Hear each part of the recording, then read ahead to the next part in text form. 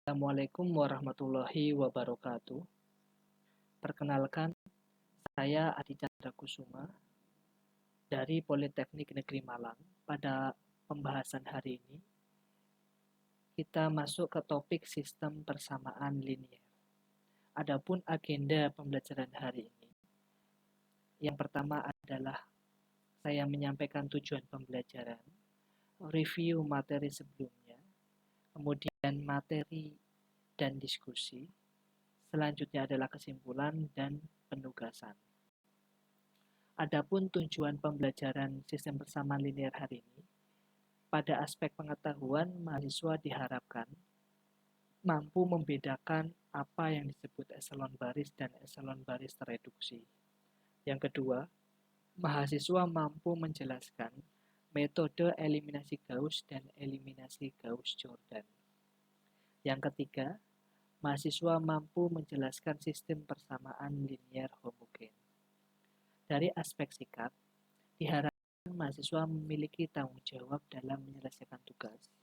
Dalam aspek psikomotorik, mahasiswa mampu berpikir kritis dalam menyelesaikan masalah kasus yang diberikan.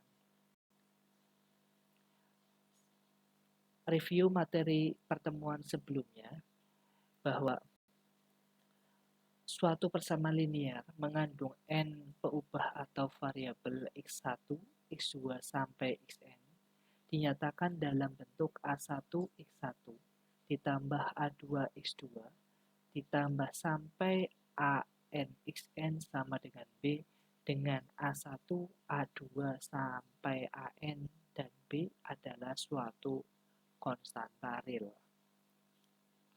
Suatu solusi SPL ada tiga kemungkinan. Yang pertama adalah penyelesaian tunggal jika kedua buah garis saling berpotongan. Yang kedua, tidak ada penyelesaian jika kedua buah garis saling sejajar. Yang ketiga, punya banyak penyelesaian jika kedua garis saling berhimpitan. Adapun metode penyelesaian SPL ada 4 macam.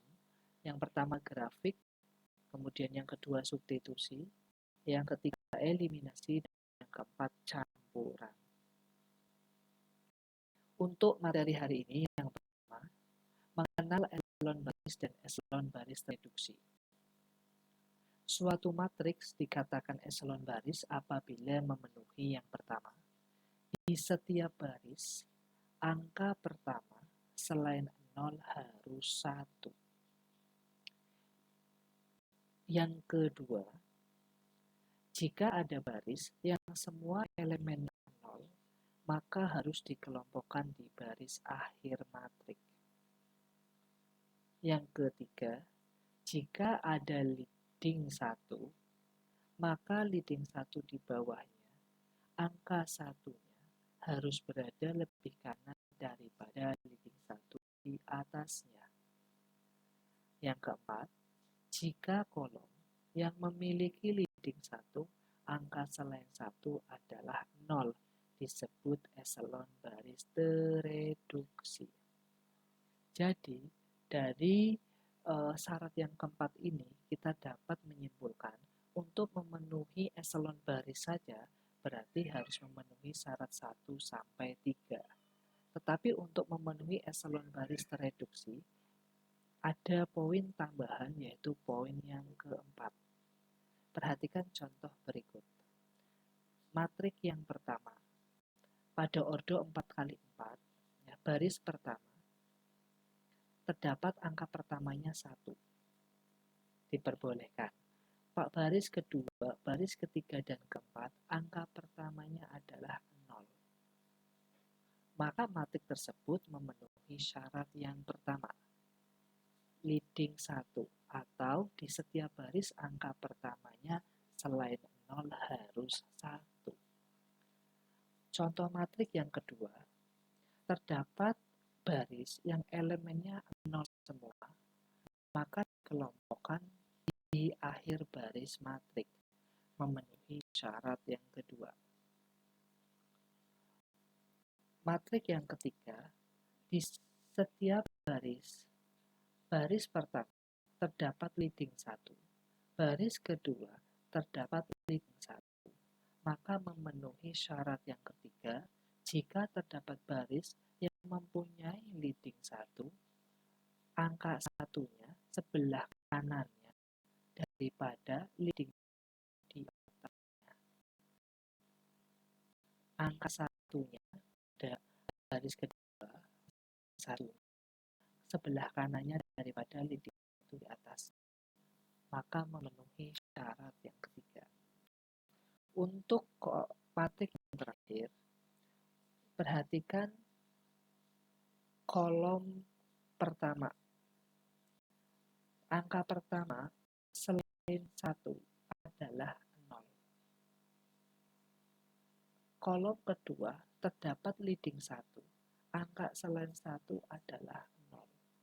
Begitupun kolom ketiga dan keempat ternyata mempunyai leading 1. Angka pertama selain 1 adalah 0. Coba perhatikan sebelah kanan. Apakah eselon baris atau eselon baris tereduksi? Pasti ini adalah eselon baris tereduksi, bukan eselon baris. Kenapa?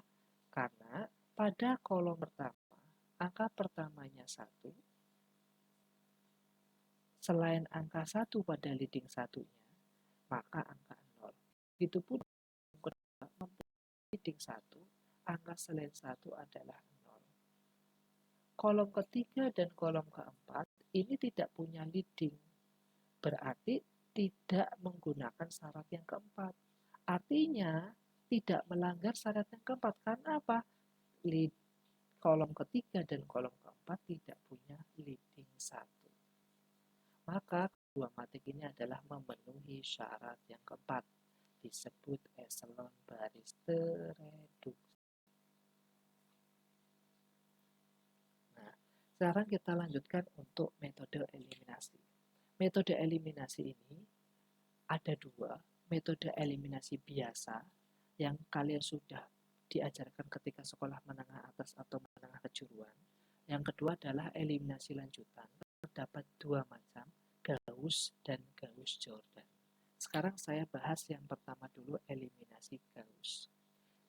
Eliminasi Gauss ditemukan oleh Charles Friedrich Gauss. Nama metode ini diambil dari nama penemunya, di mana berpandangan bahwa suatu cara mengoperasikan nilai-nilai dalam matik sehingga matiknya jauh lebih sederhana. Caranya yaitu dilakukan operasi baris agar membentuk eselon baris. Ini dapat digunakan sebagai salah satu metode dalam menyelesaikan SPL linear menggunakan matik. Ya. Nah, setelah dioperasikan dalam bentuk eselon baris, maka langkah selanjutnya adalah lakukan substitusi balik untuk mendapatkan nilai variabel-variabel tersebut. Lebih jelasnya, perhatikan contoh berikut. Terdapat 3 buah persamaan.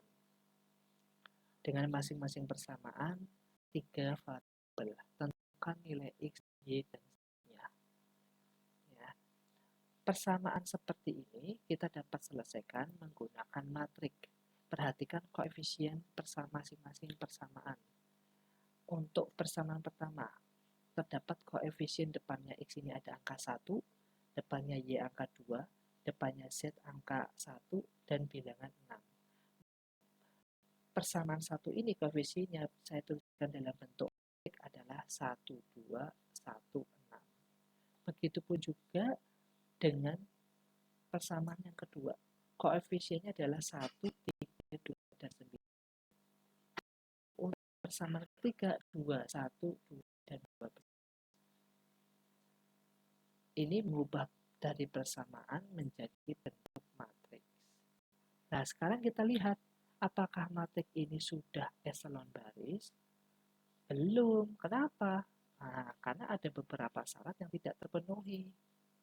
Nah, maka perlu kita ubah, ya, karena baris pertama sudah punya leading 1, baris kedua ini harusnya 0, maka kita operasi bariskan angka 1 ini agar diubah menjadi angka 0. Langkahnya bagaimana? Kita kurangkan baris kedua dengan baris pertama. Maka diperoleh 1 kurangi 1, 0 pada baris kedua. 3 kurangi 2, 1. 2 kurangi 1, 1. 9 kurangi 6, 3. Baris pertama dan baris ketiga, karena tidak dioperasi bariskan, maka tetap ditulis bilangan. Nah, selanjutnya, bilangan 2 kita ubah menjadi bilangan 0. Kita operasikan dengan baris pertama, dengan syarat baris pertama kita kalikan dengan 2, agar kita kurangkan dengan baris ketiga menghasilkan bilangan 0. Maka saya tuliskan adalah B3 dikurangi dengan 2 kali B1. Ya. Jika saya tuliskan angka bantunya pada baris pertama setelah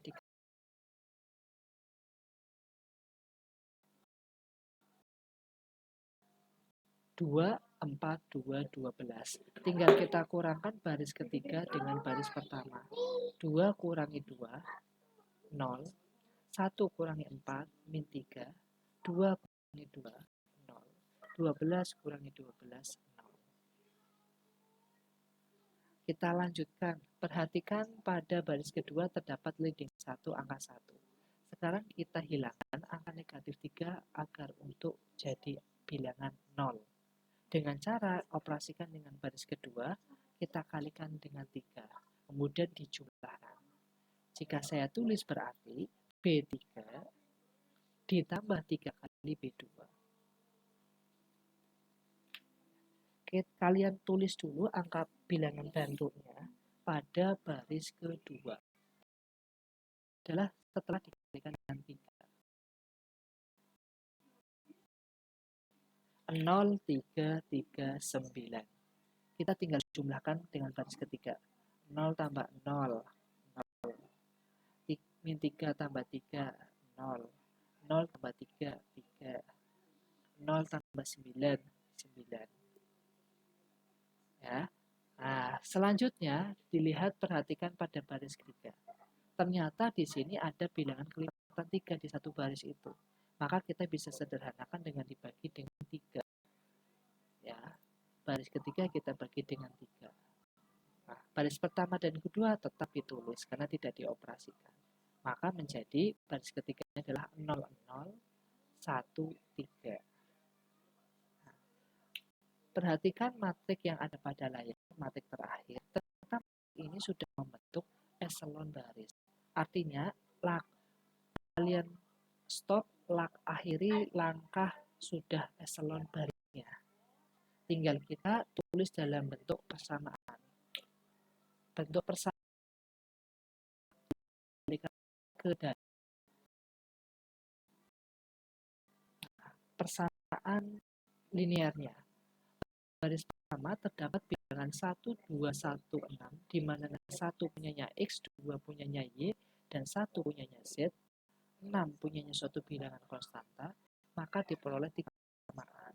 Yang pertama adalah pada baris 1, X ditambah 2Y ditambah 1 Z sama dengan 6. Sekarang baris kedua. Karena ada 0 yang dimiliki oleh X, maka kita langsung lompat ke Y dan Z. Berarti 1Y ditambah 1Z sama dengan 3. Pada baris ketiga, terdapat bilangan 0 untuk X dan 0 untuk Y, maka hanya ada di satu bilangan Z, maka 1Z sama dengan 3. Dari 3 persamaan ini diperoleh Z sama dengan 3. Tinggal kita cari nilai Y dan nilai X. Nah, untuk mencari nilai Y, kita substitusikan nilai Z-nya ke dalam nilai persamaan kedua. Maka Y ditambah Z sama dengan 3. Y-nya ditambah 3 sama dengan 3. Y sama dengan 3 kurangi 3 adalah 0. Kemudian kita substitusikan ke persamaan pertama. Karena Y dan Z-nya sudah diperoleh, maka X ditambah 2 kali 0 adalah 0, ditambah Z-nya 3 sama dengan 6. Maka 3-nya pindah ruas sebelah kanan, 6 kurangi 3 sama dengan X-nya 3. Ya, dari hasil ini, apakah sudah selesai? Sebenarnya sudah.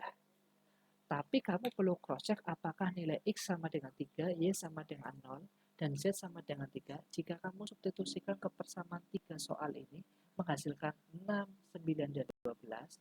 Jika memenuhi ketiga persamaan ini, maka jawaban Anda benar. Bisa kalian cross-check. Ya, X-nya kamu ganti 3, Y-nya ganti 0, Z-nya ganti 3. 3 ditambah 2 kali 0 ditambah 3 adalah 6. 3 ditambah 3 kali 0 ditambah 2 kali 3 adalah 9. 2 kali 3 ditambah 0 ditambah 2 kali 3 adalah 12. Karena memenuhi 3 persamaan ini, maka jawaban ini benar. Selanjutnya kita dapat melihat eliminasi Gauss-Jordan. Jordan menganggap bahwa metode Gauss ini belum sederhana. Ya, maka Jordan menyempurnakan yaitu dengan berpandangan ubahlah menjadi eselon reduksi, bukan eselon baris. Jika menggunakan eselon baris reduksi, maka tanpa usah dilakukannya substitusi balik. Perhatikan contoh yang tadi. Ya, kita gunakan selesaikan dengan metode eliminasi Gauss-Jordan, apakah menghasilkan bilangan yang sama. Pada langkah tadi, eselon baris, pada metode Gauss, kita peroleh nilai matrik terakhir adalah berikut. Nah, sekarang kita lanjutkan. Kita ubah menjadi eselon baris tereduksi. Kita ubah angka 2-nya menjadi angka 0. Dengan mengalihkan baris kedua, kita kalikan dengan 2.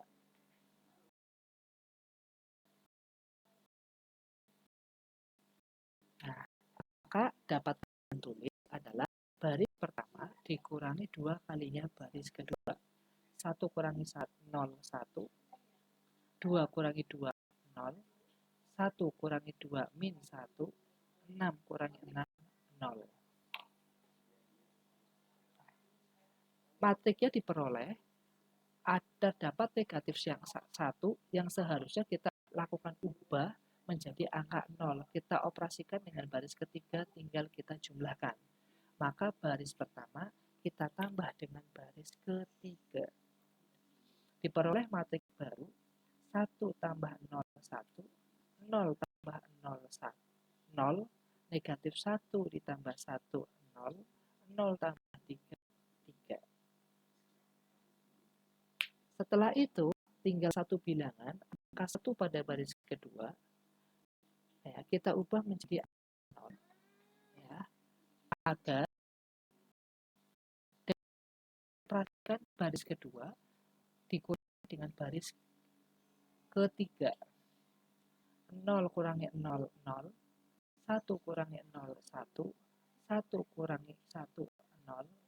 3 kurangi 3, 0. Ya. Maka kita kembali ke dalam bentuk pada baris 1, ya, karena Y dan Z-nya 0, maka X-nya kita peroleh 1X sama dengan 3. Pada baris kedua, karena X-nya 0 dan Z-nya 0, maka diperoleh 1Y sama dengan 0. Pada baris ketiga, X sama Y-nya 0, 1 ini adalah miliknya Z, berarti 1Z sama dengan 3. Maka diperoleh X sama dengan 3, Y sama dengan 0, dan Z sama dengan 0. Sama halnya jawabannya dengan eliminasi Gauss. Kalian bisa gunakan salah satu metode dari ini yang dianggap paling mudah. Kedua-duanya sama-sama benar. Untuk sistem persamaan linear homogen, ketika bentuk umum, ya, bentuk umumnya. Bentuk umum homogen yang berbeda dengan spesial bentuk umum itu pada suatu bilangan konstantanya. Kalau homogen, bilangan konstantanya atau salah sama dengannya adalah 0 semua. Tapi bentuk umum itu boleh bilangan yang lain, angka negatif boleh, angka positif boleh. tidak harus 0. Ya. Begitupun dengan penyelesaiannya. Bisa menggunakan metode Gauss, bisa menggunakan metode Gauss-Jordan. Yang membedakan adalah ya, jika SPL homogen, penyelesaiannya atau jawabannya adalah terdapat 0 semua, X1, X2, dan Xn-nya 0 semua, maka itu penyelesaian trivial. Tetapi jika ada salah satu bilangan yang tidak memenuhi 0 tadi, maka disebut non-trivial. Ya, andaikan saya contohkan misalkan tadi kita menyelesaikan Gauss dan Gauss-Jordan, X-nya ketemunya 3, Y-nya ketemunya 0, Z-nya ketemunya 3. Saya anggap itu adalah SPL homogen. Maka itu penyelesaiannya adalah yang non-trivial, karena tidak 0 semua. Ada X dan Z yang nilainya 3. Ya, begitu penjelasan untuk materi hari ini. Saya dapat melatihkan kalian untuk diskusi kelompok pada lembar kerja mahasiswa yang saya buat. Dapat dikerjakan secara berkelompok. Ada kesimpulan pertemuan hari ini ya, bahwa metode eliminasi tadi untuk lanjutan dibedakan menjadi 2, Gauss dan Gauss-Jordan. Untuk memenuhi eselon baris harus memenuhi syarat 1 sampai 3. Eselon baris reduksi 1 sampai 4. Kemudian pada penyelesaian SPL homogen yang bersifat konsisten itu memiliki solusi X-nya 0, X1-nya 0, X2-nya 0, dan sampai N-nya 0. Untuk petugas pertemuan hari ini dapat dilihat di LMS slc.polinema.ic.id. Sudah saya berikan catatan tugas tertera di LMS. Untuk pertemuan hari ini saya cukupkan. Saya akhiri. Assalamualaikum warahmatullahi wabarakatuh.